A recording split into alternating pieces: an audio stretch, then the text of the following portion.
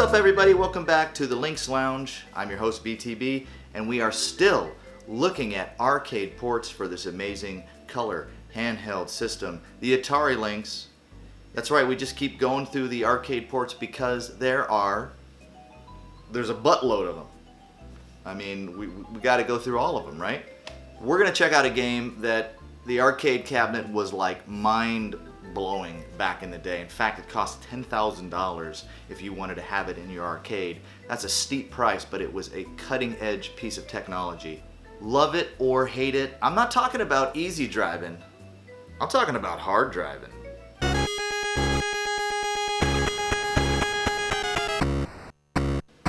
That's right, the one and only hard driving for the Atari Lynx. And, this is a kind of a marvel to have on this little system here. This is like the little system that could. And, hindsight is 20/20, and I'm looking at this now and thinking, this is not bad.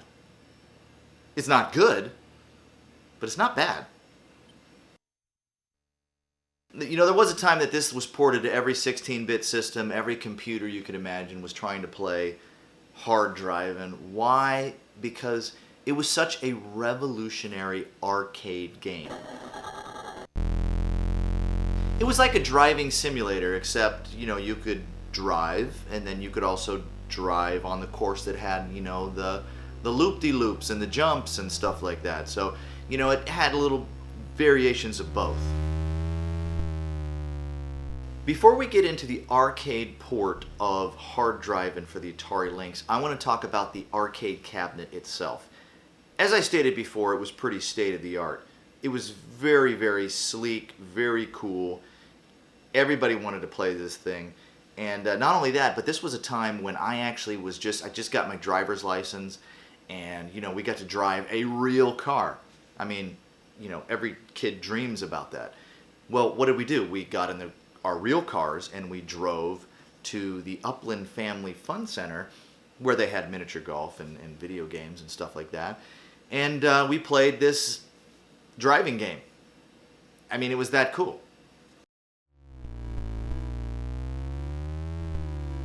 Alright, so what was so cool about the cabinet? Force feedback steering. That was so cool. I mean, it felt like we were really fighting the steering wheel. A clutch and a shift knob. I mean, that was super cool as well, too. It wasn't just like shifting for low gear and high gear. It was like you were really shifting, through the 5 different gears or 4 gears or however many it was. There was a key to start the engine. Super cool stuff.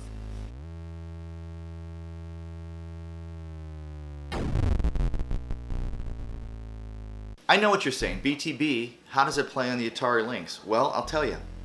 Not so good. There's better racing games on the Atari Lynx. I mean, Road Blasters is a great example. That translated pretty good, and that's a great game to play. This one is very sluggish. It's slow. The response time is off. But if you look at what the Atari Lynx was doing there, I mean, it was putting out polygon graphics, 3D graphics on a 16-bit handheld system. Kind of impressive. No, I take that back. Really impressive. The problem that I have with hard driving is there's not a lot there. It's not a very in-depth racing game. There's 2 different courses. There's sort of like a regular speed course, and then there's a course where, of course, you have the loop-de-loops and that sort of a thing, and jumps. But you have to be very careful. You have to have the car going at the right speed, at the right angle. Otherwise, you're going to be seeing the very, very cool at the time, but kind of annoying as you're trying to play, the instant replay feature, and you are going to be seeing that a lot.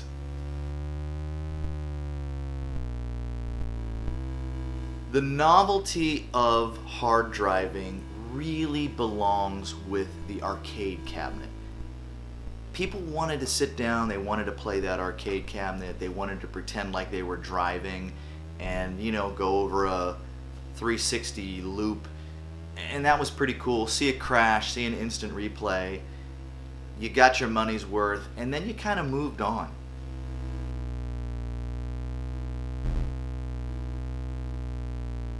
Another thing about Hard Drivin' is that this was a game that came with the posters. Now, this poster's really never been open. It's very, very tight.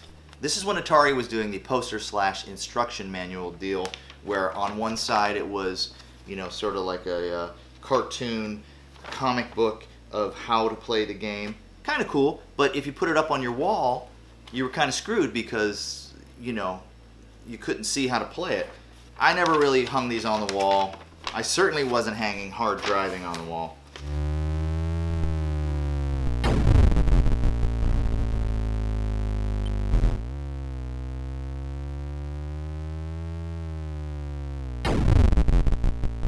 See, if only I would have paid attention to the tips and strategies section here, I think I would have fared a little bit better in the game. Pay attention to the speed limits your first few tracks. Leave the lead foot into the experts while you learn how to survive the course. And that is true. Don't go fast. To survive the loop-de-loop, go at least 60 miles per hour. When you enter the loop, then stay to the right. Whoops.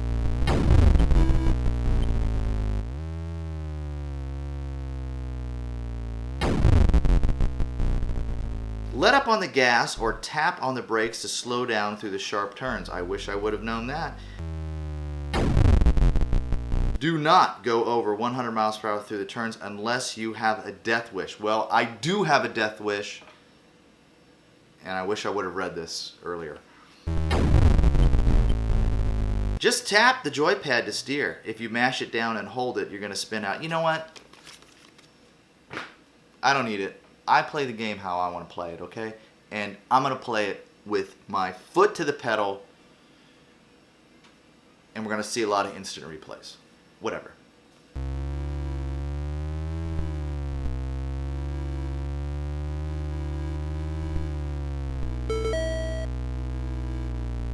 Is this an arcade port worth picking up?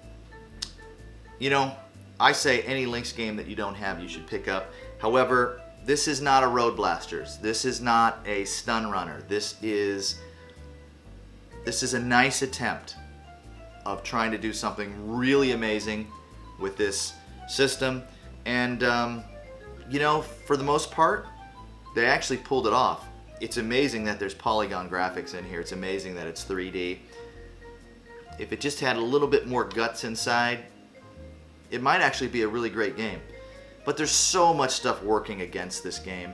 I mean, you're trying to translate a real driving experience with buttons. And you really can't do that. If you want to learn more about Atari's history, if you want to learn more about Atari Lynx, Jaguar, 2600, 7800, 5200, all that cool stuff, hey, check out Atari.io. That's where I go to get all of my Atari and actually, you know, just any kind of video game history needs. I go there. I go to Atari.io. I will be seeing you very soon on the next episode of Lynx Lounge or 7800 Avenue or the Jaguar. Tune into all of those shows. You can check them out on Atari.io as well. See you later. Don't drive too fast.